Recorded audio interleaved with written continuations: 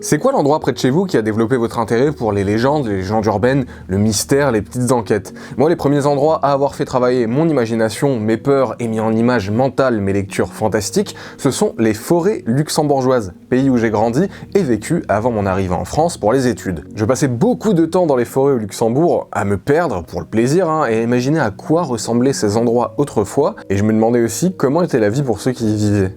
Dès que j'ai l'occasion d'y retourner, je pars à la recherche de ces légendes urbaines, son folklore, qui, en dehors de ces fêtes traditionnelles célébrées chaque année, est complètement oublié aujourd'hui. Alors, je voulais vous partager quelques-unes des plus effrayantes et mystérieuses histoires. Elles nous viennent toutes pour la plupart du même ouvrage luxembourgeois, Sagenschatz des Luxemburger Landes de Nicolas Grete. Et depuis près d'un siècle, ces récits qui appartiennent au passé dorment et n'attendent qu'à être racontés. En plus, ça me fait plaisir de vous partager les lieux où j'ai grandi et leurs petits bouts d'histoire vraie et un peu plus fantastiques. J'en profite pour les mettre en image puisque je suis passé au Luxembourg en fin d'année et j'ai eu l'occasion de filmer un petit peu pour vous proposer cette vidéo. De passage à Vianden pour visiter les lieux et son château incontournable, j'ai découvert une légende de loup-garou vraiment sympa. D'abord, voilà un petit aperçu de Vianden et de son château.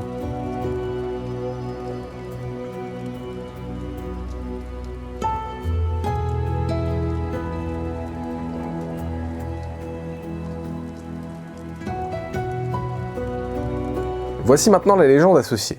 Dans la petite ville de Vianden, un père emmena sa fille de 12 ans sur un marché pour vendre leur troupeau de chèvres. Alors qu'il retournait chez eux en passant par la sombre forêt, le père ordonna à sa fille d'avancer devant lui, lui assurant qu'elle n'avait rien à craindre, même si elle croisait un loup. Il lui expliqua de jeter son tablier dans la gueule de l'animal s'il s'approchait dangereusement vers elle. Et alors que la fille avançait seule, un loup-garou surgit des haies. Elle poussa un cri effrayant et les chèvres terrorisées rompirent leurs liens. La fille jeta son tablier dans la gueule du monstre qui déchira le vêtement et prit la fuite.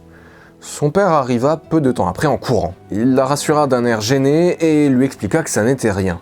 Cependant, alors qu'il parlait, sa fille remarqua avec horreur que les fils de son tablier étaient encore coincés entre les dents de son père. Elle ne dit rien, mais le chagrin la tua peu de temps après, sachant que son père pouvait se transformer en loup-garou à tout moment. Le secret de la condition de son père hante encore ses bois, menaçant tous ceux qui osent s'y aventurer. Encore aujourd'hui, Vianden est entouré par les bois, donc ce genre de récit, ça fait travailler l'imagination. Évidemment, c'est une légende de loup-garou assez classique, mais plutôt originale au Luxembourg. Et je vous propose maintenant d'aller explorer les légendes qui entourent des villes de Frau, la femme sauvage. Direction La Sauvage pour ce récit. Alors aujourd'hui, La Sauvage, c'est un petit village de quelques centaines d'habitants qui est rattaché à la commune de Differdange. Et c'est un ancien village minier dont le premier haut fourneau pour ses forges remonte au XVIIe siècle. Et justement, avant la construction de ces forges à La Sauvage, la vallée était connue sous le nom du Val de la Femme Sauvage. Ce nom est tiré d'une légende qui raconte qu'une femme sauvage vivait dans une grotte sur le rocher de la Cronie, se nourrissant essentiellement de viande crue. Elle vivait entièrement nue et sa chevelure était si longue et remarquable qu'elle pendait jusqu'à ses pieds. On raconte que ses yeux étaient menaçants et d'un rouge inquiétant. En plus, des doubles rangées de dents sortaient de sa bouche qu'on disait excessivement large, sa voix ressemblait au cri inquiétant d'un hibou, et au bout de ses doigts se trouvaient des griffes acérées, avec lesquelles elle déchirait le gibier qu'elle avait chassé en pleine course, ou bien les moutons qu'elle attrapait dans les champs. On raconte que cette femme était maudite et condamnée à errer sur terre, hantant la région qu'elle parcourait la nuit comme un terrible fantôme.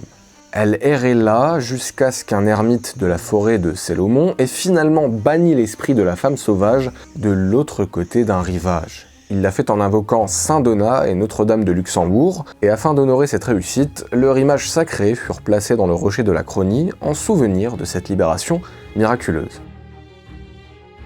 Alors, si on devait interpréter cette légende, on remarque qu'il s'agit d'une légende chrétienne. Le Luxembourg est un pays chrétien encore aujourd'hui, et la légende raconte un exorcisme chrétien sur un païen, la sauvage. décrite comme assez hostile et monstrueuse d'ailleurs. Mais ce qui est intéressant, c'est que cette femme sauvage, on la retrouve dans d'autres récits au Luxembourg, notamment celle du Wölfrelle. Dans la forêt de Beringen s'élève un rocher assez haut appelé le Wölfrelle, qui signifie littéralement rocher de la femme sauvage. Là-bas, la roche y est creusée et elle forme à peu près une chambre carrée. Et selon certains, une femme sauvage y vivait autrefois. Selon d'autres variations de la légende, un couple solitaire sans enfant y menait une vie recluse, coupée du reste du monde. Alors, ce rocher, je n'en ai pas trouvé de traces, car il faudrait que je me rende sur place, mais je n'ai pas non plus trouvé l'origine de cette légende. La forêt y est très ancienne, et Beringen, où se trouve ce rocher, est au centre du pays. Nul doute que sa localisation, assez reculée, a pu inspirer des légendes, notamment si ce rocher mentionné a une allure particulière.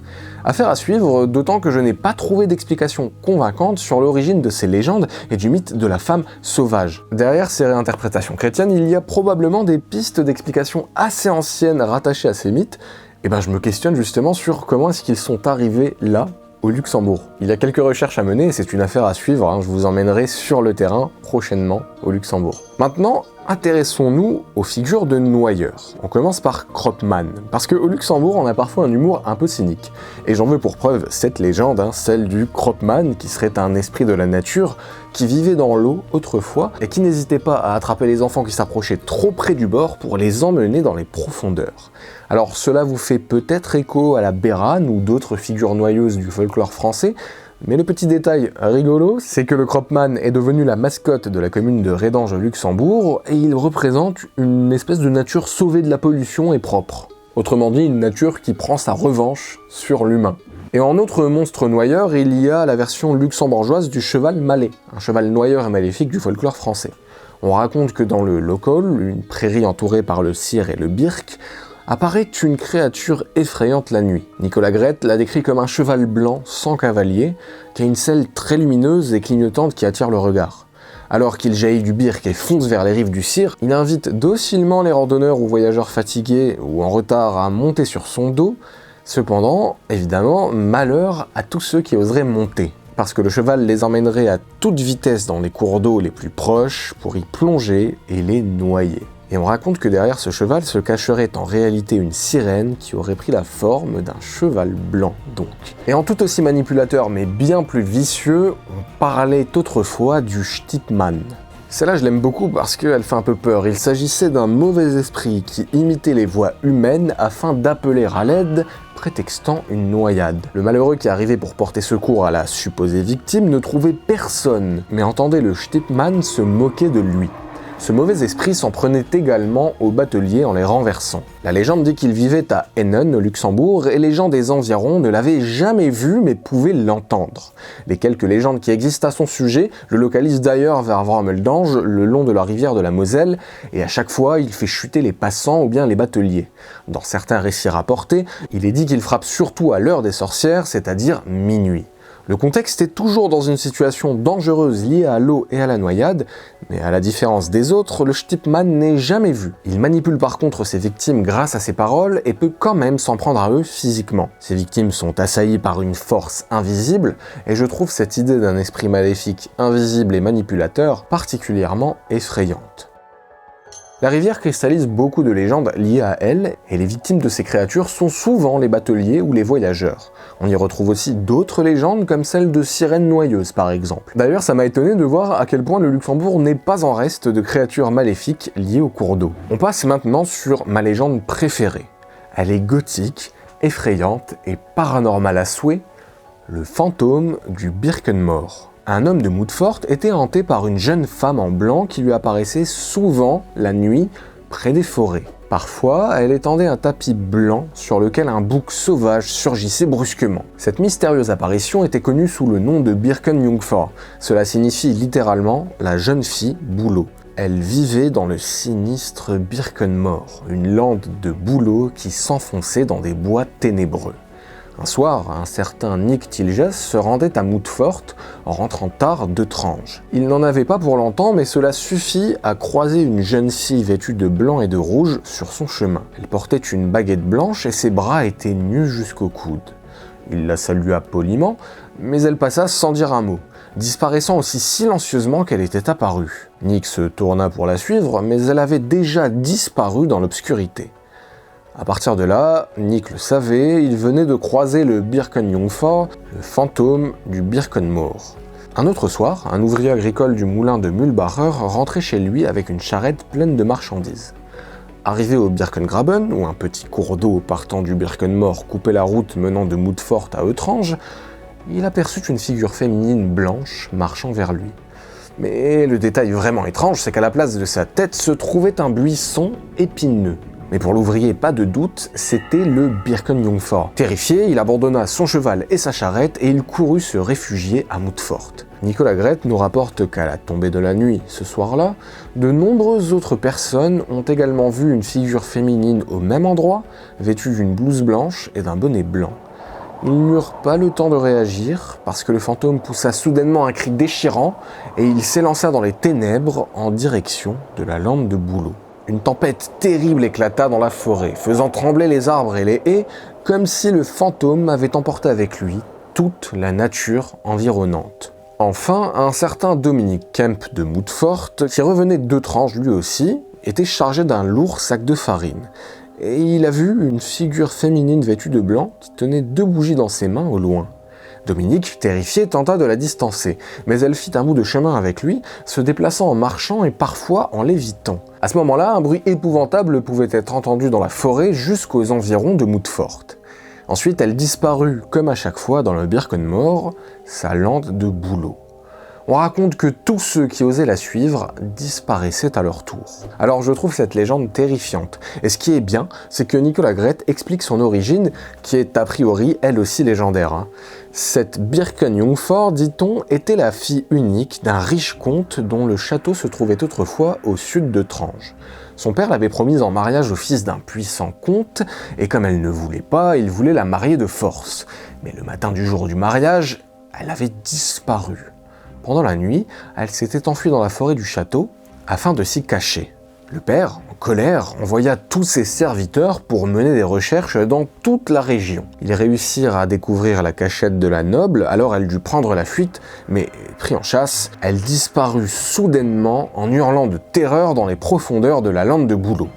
Son cri résonna, et depuis lors, certaines nuits, mais toujours avant minuit, une femme vêtue d'habits blancs et tenant 2 bougies allumées errerait au bord de la lampe de bouleau, se lamentant et gémissant. Son apparition s'accompagnerait d'une étrange précipitation dans les airs et un terrible fracas retentissant dans la forêt. Si quelqu'un veut l'approcher à ce moment-là, on dit que la jeune fille disparaîtrait soudainement dans les profondeurs de la lande avec un cri perçant et elle emporterait le malheureux avec elle pour le faire disparaître à jamais. J'aime beaucoup cette légende qui peut s'apparenter à celle de dames blanches classiques associées à des châteaux, où en général, vous savez, les dames blanches renvoient à des figures de femmes nobles au destin tragique ou à qui on prête un destin assez sombre. Elles sont parfois de vraies figures historiques. Ici, l'origine est semblable à ces histoires traditionnelles de dames blanches, à la différence qu'il y aurait donc cette lande de bouleau surnaturel où une menace inconnue ferait disparaître ceux qui s'y aventurent. Et vous voyez, c'est vraiment un coup de cœur parce que cette lande, elle est évidemment banale, mais grâce à cette légende associée, elle prend tout de suite une autre dimension, elle fait travailler notre imagination et ça permet de revaloriser des coins autour de nous qui n'ont pas forcément d'histoire propre ou d'attache sentimentale, affective propre. Et même à Luxembourgville, aujourd'hui, des gens passent devant des curiosités à l'histoire passionnante sans forcément la connaître. Il y a par exemple la chapelle Saint-Quirin, au cœur de Luxembourgville. On croirait presque découvrir une chapelle troglodyte qui est nichée là, faisant presque corps avec la roche.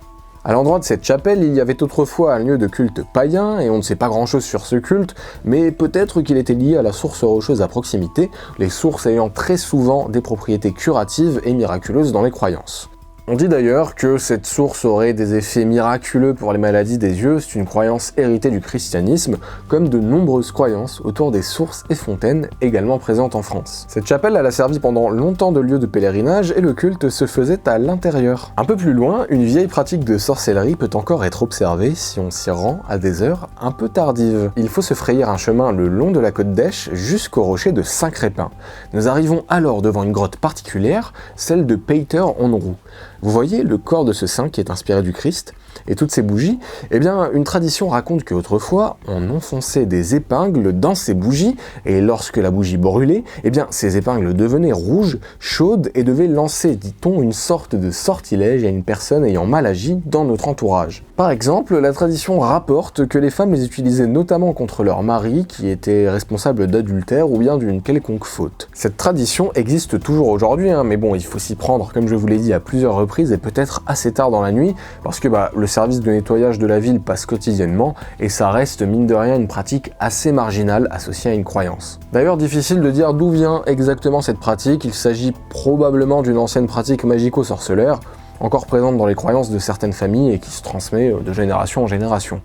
En tout cas, vous voyez que cet endroit qui ne paye pas de mine en apparence cache un passé assez mystérieux, et c'est le cas avec beaucoup de lieux autour de nous. Au Luxembourg, il y a encore un folklore énormément riche, j'espère l'explorer et vous le montrer prochainement, mais voilà, avec cette vidéo, c'est toujours l'occasion de redire que les folklores locaux, les légendes locales, ça permet, à travers un récit souvent fantastique, mais qui était à la fois des croyances de l'époque ou bien juste des récits pour nous divertir autrefois, et bien grâce à tout ça, on peut revaloriser, rendre extraordinaire le banal, le quotidien. En m'intéressant au folklore du monde et notamment aux folklores locaux, j'apprends vraiment à redécouvrir des lieux qui m'entourent et à y voir une beauté, de la magie. Ça fait un peu rêver, ça permet de s'évader et par cette porte d'entrée, ensuite, en creusant un peu derrière la légende, fatalement on s'intéresse à la véritable histoire, aux gens qui y vivaient autrefois et je trouve ça assez stimulant en termes de curiosité.